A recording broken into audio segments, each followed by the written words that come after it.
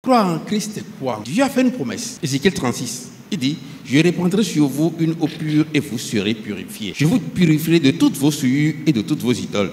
Je vous donnerai un cœur nouveau, je mettrai en vous un esprit nouveau. J'ôterai de votre corps le cœur de pierre et je vous donnerai un cœur de chair. C'est ce que Dieu a promis et c'est ce qu'il a accompli en Christ. Cela veut dire que celui qui a refusé de recevoir le cœur nouveau et l'esprit nouveau, lui, il ne peut jamais arrêter de pécher. Alors, j'ai constaté que souvent, les interlocuteurs de nos émissions attaquent les émissions parce qu'ils n'ont pas connu ce mystère que le Christ a accompli. Il a changé notre cœur, il nous a donné un cœur nouveau, il nous a donné un esprit nouveau. Il dit, je mettrai en vous un esprit, je ferai en sorte que vous suiviez mes ordonnances et que vous observiez et pratiquiez mes lois. Ézéchiel 36, verset 27. Il dit, je mettrai en vous mon esprit. C'est une promesse. Je ferai en sorte que vous suiviez mes ordonnances et que vous observiez et pratiquiez mes lois. La déduction donc de l'esprit de Dieu en nous, c'est que nous serons capables maintenant de suivre ces ordonnances, d'observer et de pratiquer ces lois. Ça veut dire que les lois existent toujours et existeront. Mais on n'est pas capable d'obéir à la loi de Dieu. Il faut alors le cœur nouveau et l'esprit nouveau. Et dans le verset 28, il dit, vous habiterez le pays que j'ai donné à vos pères, vous serez mon peuple et je serai votre Dieu. Et plus loin, je vais sauter pour le verset 30. Il dit, alors vous vous souviendrez de vos conduites qui étaient mauvaises et de vos actions qui n'étaient pas bonnes. Vous vous prendrez vous-même en dégoût. C'est-à-dire, quand je vais me rappeler que je cherchais les femmes d'autrui hier, j'aurai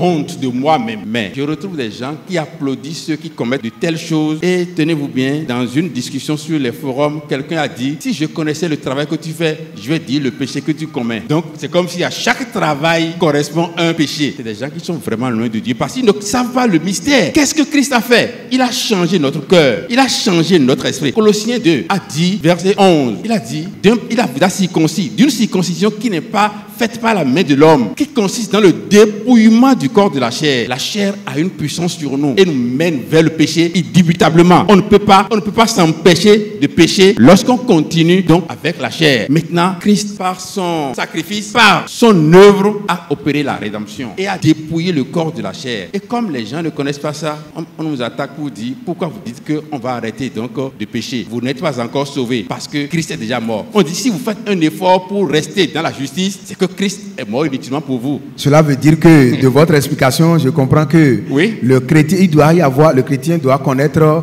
une vie de renouvellement. Un renouvellement de son intelligence. Romains chapitre 12 l'a dit. Il dit, laissez Dieu vous transformer par la transformation de votre intelligence. J'étais intelligent hier pour ajouter un zéro à un chiffre pour détourner de l'argent. J'étais intelligent parce que je sais tromper ma femme et ne sais pas que j'ai une maîtresse. Maintenant, cette intelligence sera transformée de sorte que je n'aurai plus du plaisir à le faire. Et quand on reçoit ce que Dieu donne, comme il vient de le dire, on devient capable d'obéir à la loi. Mais si on dit la loi n'existe pas, je suis prêt à démontrer que la loi existe toujours et existera jusqu'à la fin de ce monde.